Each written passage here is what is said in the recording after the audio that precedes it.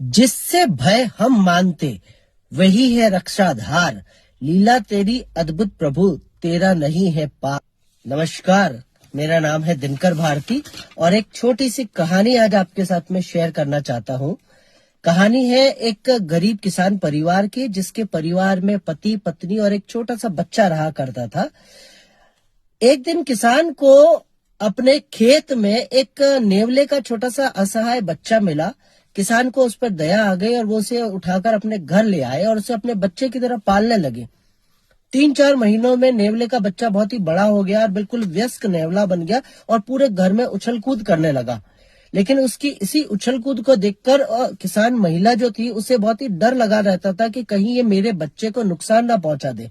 वो अक्सर अपने पति को कहती थी कि जब भी तुम्हें समय मिले इस नेवले के बच्चे को जंगल में छोड़ आओ, अब यह बहुत ही बड़ा हो गया और कहीं ना कहीं मेरे बच्चे के लिए घातक ना साबित हो जाए।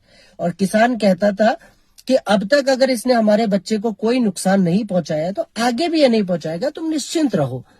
और दिन निकलने लगे। एक दिन किसान महिला जो थी वो बाजार जा रही थी कुछ सब्जियां खरीदने, तो अपने पति को कहकर गई कि तुम मेरे बच्चे का ध्यान रखना, कहीं ये नेवला मेरे बच्चे के आसपास ना आ जाए। और ये कहकर वो बाजार चली गई। थोड़ी देर में किसान के कुछ दोस्त आ गए और किसान को बातें करते करते घर से थोड़ा दूर ले गए। थोड़ी देर बाद में जब लौटकर महिला वापस घर आई तो उसने देखा कि घर के दरवाजे पर चौखट पर वो नेवला बैठा है और उसके मुंह और नाखूनों में ताजा खून लगा है। महिला एकाएक बहुत ही डर गई और उसने आव देखा ना ताव तुरंत फुरत में जो सब्जी की भरी हुई टोकरी थी उस नेवले के सिर पर दे मारी और दौड़ती भी अंदर चली गई, चिल्लाती भी अंदर गई कि हे प्रभु, हे भगवान, मेरे बच्चे को इस नेवले ने मार डाला। लेकिन जब वो अंदर जाकर देखती है तो उसका बच्चा पालने में बहुत ही आराम से सोया रहता है, लेकिन उसके पालने के बिल्कुल नीचे एक जहरीला सांप खून में लथपथ पड़ा रहता है। तुरंत उस महिला को समझ में आ जाता है कि उस नेवला जो था वो मेरा बच्चे का भक्षक नहीं अपितु रक्षक था। उसने इस सांप को मारा और मेरे बच्चे की रक्षा करी।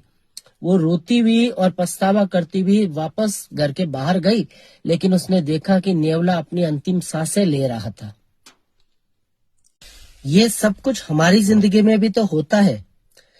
कई बार हमारा जो रक्षक होता है, हम गलत फहमी के मारे उसे अपना सबसे बड़ा भक्षक समझ लेते हैं, उसे अपना सबसे बड़ा दुश्मन समझ लेते हैं।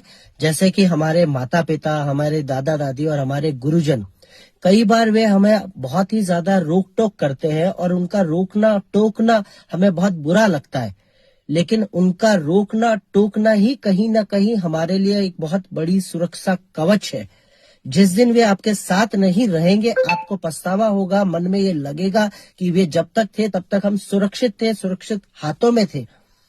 तो उनके रोकने टोकने को अपनी एक सुरक्षा कवच, एक ढाल समझिए, क्योंकि वे जब तक आपके साथ है दुनिया की कोई भी ताकत आपका कोई कुछ नहीं बिगाड़ सकती, क्योंकि वे हर समय आपके साथ ढाल बनकर खड़े रहेंगे। ये आपको तब एहसास होगा जब वे आपको छोड़कर चले जाएंगे और आपसे दूर हो जाएंगे और फिर आप कहेंगे कि वो थे तो हम कहीं ना कहीं सुरक्षित थे। इसलिए उनका सम्मान करिए, वे आपके रक्षक हैं, भक्षक नहीं है। उनका सम्मान करिए दिल से। आपका दिन मंगलमय हो। इन्हीं शुभकामनाओं के साथ एक बार फिर से कहता हूँ कि स्वस्थ रहिए, व्यस्त रहिए और मस्त रहिए।